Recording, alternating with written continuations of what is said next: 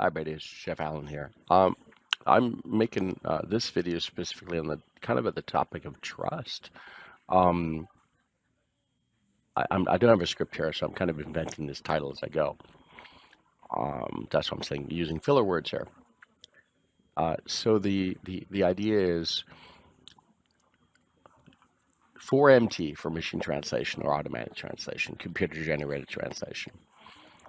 What all the people in this industry of that specific industry of solutions need to understand about the rest of the services industry of translation services, which has been mentioned many, many, many times by Renato recently, and I even followed up with videos too on this. And many others have said too. I mean, it's said regularly. Okay, this industry of language services is built on trust. The vendor or the buyers trust the vendors, and then how well you go and how well you stay, and if you're an incumbent long enough, is based on trust more than anything else. Based on trust with your vendor. And what's really important for all the MT providers to clearly understand is this concept, because I don't think they do. And we got to take it back to MT over the past 30 years has stated publicly in magazines, including Multilingual Magazine, that we will have MT with no post-editing in production for human quality translation. And then we've had all kinds of things of human quality translation, human parity, all this stuff. We've heard this all along, right? Even recently, the past years, by some of the big players, right? And that loses trust. Because when it doesn't work, you lose trust. And people have been saying all along for, every 5 years, MT will be there. And it doesn't get there to what people say it's going to be, right? Lots of promises. Lose trust. And so it is getting better. That's great. But we're losing trust of the users because we keep promising things that we can't do in an industry that's built on trust. You see what I mean? This is really important. And then we're telling people the people have said we're going to get rid of the human translators regularly. Now, some people have not been saying that, like myself, said that this is going to be a tool, right? But there have been people that said we're going to get rid of human translators. Lots of CFOs say this, right? Lots of people do put MT into place to replace people. That loses trust, especially when it doesn't work in the end. Then it costs more to actually have people do it. Another thing that loses trust is people use MT and then it doesn't work because they're putting in place a really crappy kind of setup that doesn't work very well. It's not very customized at all. It doesn't work. Costs more money. Loses trust. So I think it's really important for everyone in this industry of computer generated translation, whatever it may be, whatever solution, you need to build trust. Don't make statements that tell people they're going to replace them, because you lose your trust. And I've said several times in the past at least 15 years that the worst enemy for machine translation is the human translation, professional translation community. That's the worst enemy. Because once you get the professional translation community against you, they will do everything to make sure that MT doesn't succeed. And they will tell all of their customers that MT is crap. They do this. They do this regularly. I see it all the time. And I will even say, yes, I will even say that one of my previous employers, for which when I got hired, I was recognized to have a background in MT and solutions.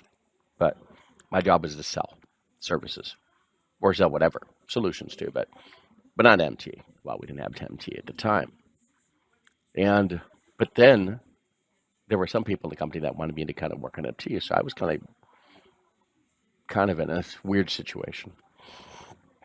But I was told and measured by my management to say that MT is bad, and here's how bad it is.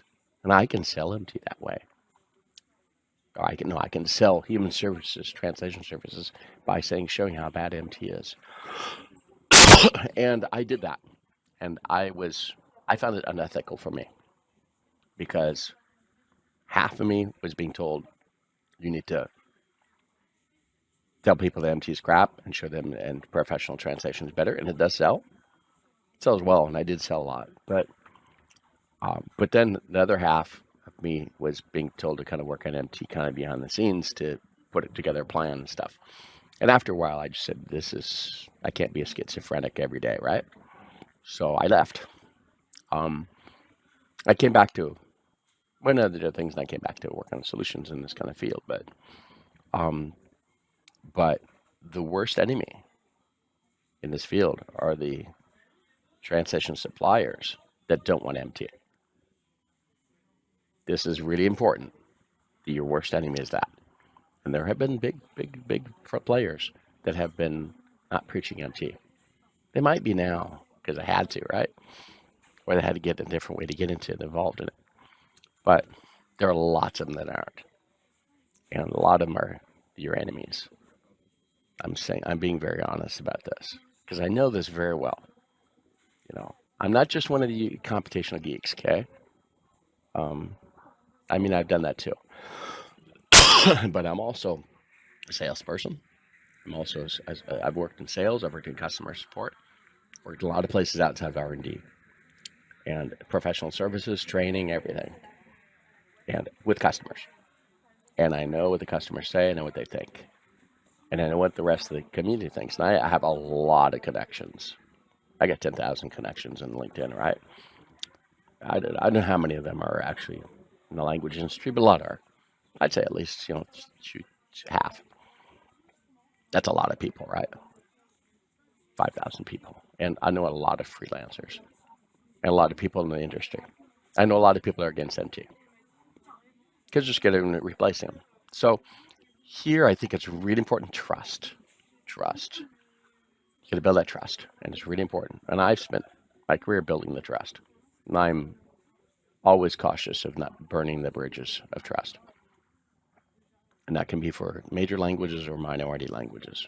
Same thing, even worse. I can give a talk at a couple years, 5 years, 5, 6 years, in 2015 about making a profitable business out of minority languages, and the whole thing is building trust. And you can lose it really quickly, faster than you can build it, much faster. So, work on building the trust. Don't lose that trust. Trust is the key. And it's a long trip. It's a long journey to do this. And it's not a short-term return on investment. It's a long-term commitment. So take my word for it. I've been at it for a long time. But I get a lot of allies that believe me, because I've shown them how it makes sense from their point of view.